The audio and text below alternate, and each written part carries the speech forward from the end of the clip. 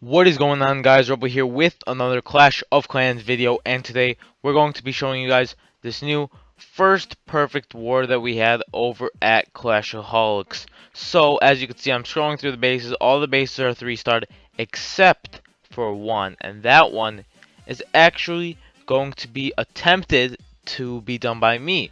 So as you can see, I have a Go-Ho army here trained up with a jump spell and 3 heal versing this maxed out Town Hall 9 base. I usually use a GHB, but this is a pretty compact base, and we're going to be trying Go-Ho. So here's the army. Let's head right into the attack. Alright, so we're going to be starting the kill squad here on the left side, placing down the 2 golems and wizards around just to create that funnel. I'm going to wait for the wizards to create that nice wide funnel, and then I'm going to continue by placing that jump spell and my king and queen. As you can see, just dropping down my king and my archer queen here. So selecting the jump spell, going to place it down here, leading the king and queen to the compartment of the enemy archer queen and of course the main core. So I'm going to drop down both poison spells. King is getting heavy fire, so he's going to die here, but I'm just hoping that these wizards and archer queen will be able to take out this dragon. Queen, what are you doing? Come on, queen. Why are you targeting that cannon? Go. I need that dragon to go down. Otherwise, this attack is going to be a fail. I need that dragon to go down. Come on. Why are you targeting a wall? Oh my god. Okay, well, looks like those clutch archers did end up taking it down. So let's start the hog riders up here from the top. I'm going to try to deploy them in a surgical fashion as best I can. Looks like some, unfortunately, do go flying to spring traps. And, oh, they hit a double giant bomb there. That's actually not good at all. Looks like the left group actually died. What happened? Okay, I guess I'm just gonna place down the max hogs here on the left. Hopefully they'll be able to get inside of that core and take out the most of the base. I don't know. I don't have any heal spells left. I don't have anything else left to deploy. Oh, this is looking so bad. Oh my god, where did all the hogs go? What is this? Where are they? Are we? Oh no, we're not even gonna get 1 star. So it looks like we are actually not going to be able to get a perfect war for our clan. But I am sure that someone will be able to take out the last base. And I will actually film at the end of the video to prove to you guys that this was in fact a perfect war. So now we have Sir Luke here versus the #1 base. This was probably the most toughest attack to do in this war.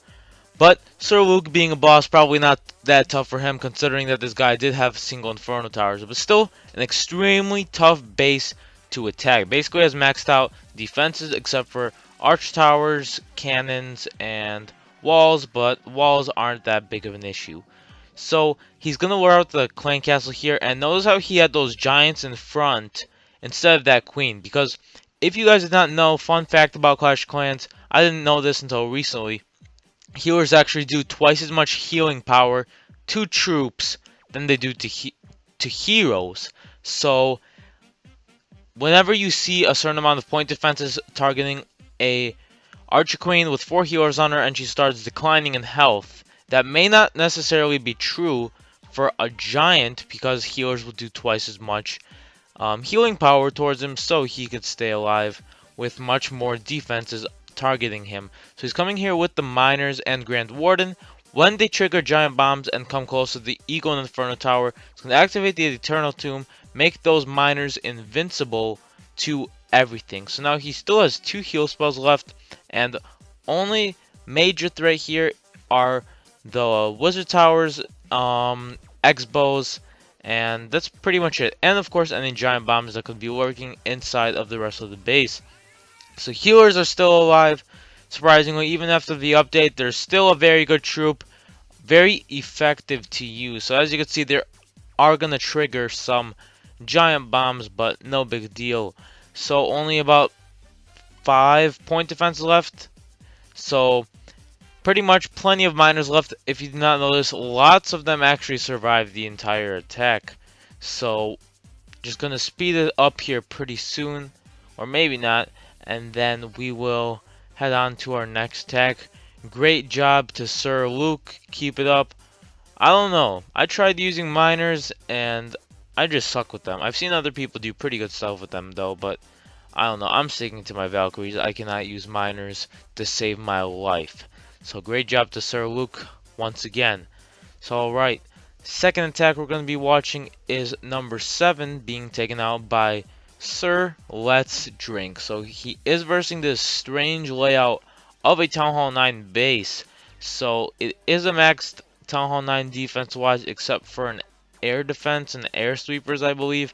But that doesn't matter because Sir Let's Drink is actually coming at this base with a Valkyrie attack, interestingly enough, with double jump and 2 heal spells.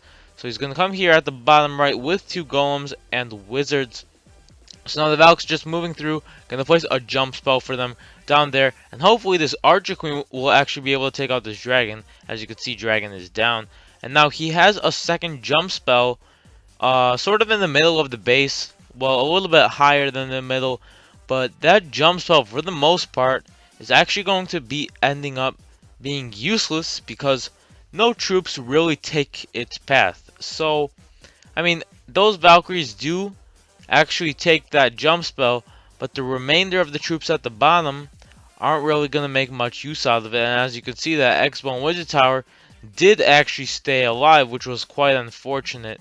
So as you can see, like I said, highlighting this jump spell here, not really being used the best. So maybe next time, just bring an extra heal, help those Valkyries keep alive, and maybe the attack won't be as close. But you never know what's going to happen in an attack, so you can always look back into attack and say, hey, I should have brought another spell, or I should have brought a different spell. But it's just basically how it turns up in that specific attack, because if you guys do friendly challenges and you think you're doing the exact same thing, but it could actually turn up with different outcomes. Like some Valks take the jump spell, some don't. Sometimes they do weird stuff, sometimes they do what they want you to do. Lots of attacks are based on luck. There's always a luck factor when you do war attacks. There's probably around, I would say, 80% relies on skill, but there's always that 20% that maybe even less or more, I'm not exactly sure, but there's always a percentage that relies on luck. But he's going to activate this king ability, and boom, base is taken out. I don't know why I went on that generic conversation about the luck, not really talking about the specific attack, but this specific attack, really nice job to Sir Let's Drink. Nice to see some variety of Valkyries. So we are actually going to be watching one more attack, and this is an interesting one. Town Hall 8 versus a Town Hall 9. Now, obviously, this is not a very strong Town Hall 9, nor is it very challenging to other Town Hall 9s, pretty much no matter what level you are if you're a decent attacker. But when you're a Town Hall 8, and especially with level 1 Valkyries and the level 7 King, not super easy to get 3 stars. So you're just going to Earthquake here, down at the bottom, with of course the 4 Earthquakes breaks open any level of wall. You're just going to spam those Valkyries in, yeah.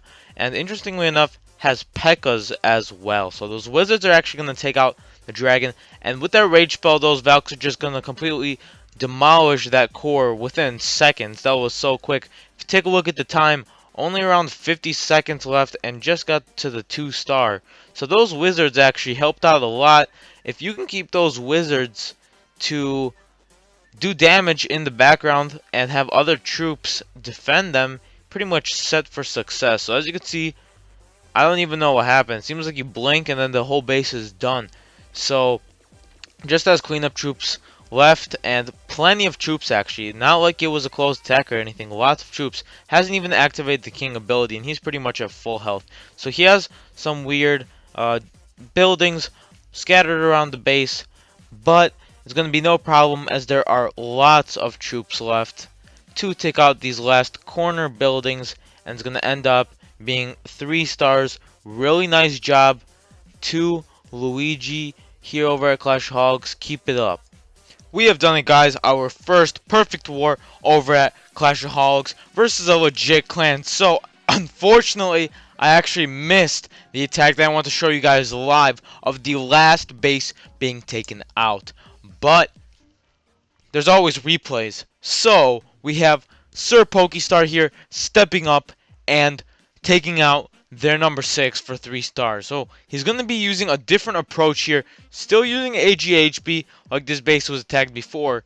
But he's coming at the bottom right this time instead of the top left.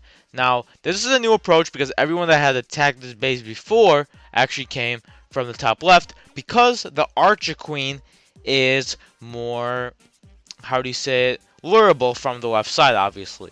So on the right side, a new approach. Let's see how he does it. I actually haven't even seen this attack yet, so I'm just gonna wing it with the commentary. So the dragon balloons do come out of the clan castle. Hopefully this Archer Queen will actually be able to take those out. But it looks like the poison and the wizard is gonna take it out anyway. So now, small group of hogs actually do trigger the double giant bomb set that was there.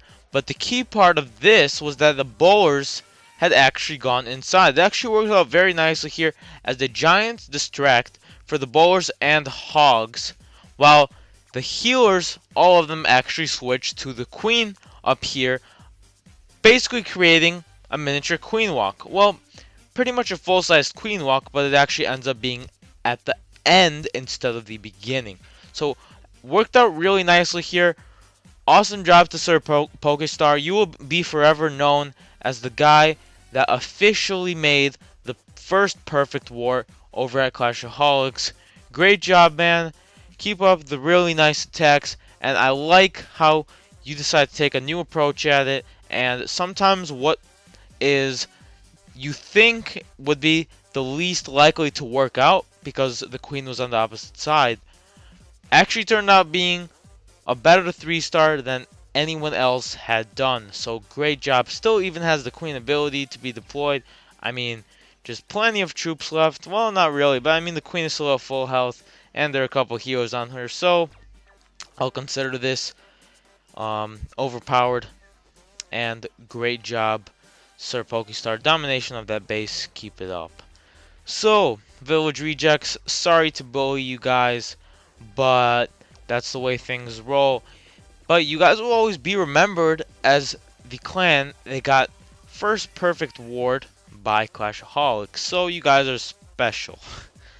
Hopefully you guys enjoyed this episode. Like I said before, make sure to hit that like button down in the description and smash that subscribe button wherever YouTube decides to put it, up, down, left, right. I don't know where they put it.